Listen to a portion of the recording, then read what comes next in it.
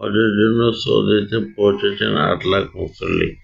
Saudi সরকারের পরিসংখ্যান অনুযায়ী আগামী মাসে হজ পালনের জন্য এখন পর্যন্ত ৮,২০,০০০-এরও বেশি বিদেশি তীর্থযাত্রী দেশটিতে পৌঁছে গেছেন।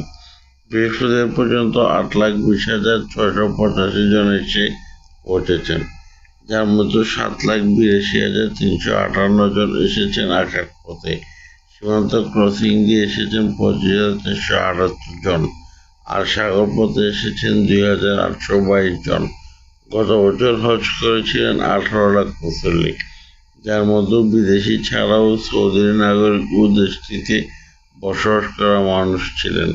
সৌদিতে যাওয়ার পর হজযাত্রীদের সরাসরি বাসে করে মক্কা ও মদিনায় তাদের নির্দিষ্ট থাকার স্থানে নিয়ে যাওয়া হয়। RKNewsBD.net চার্জ দেন আর সম্পূর্ণ বাস্তব সত্য সংবাদগুলো পেয়ে যাবেন।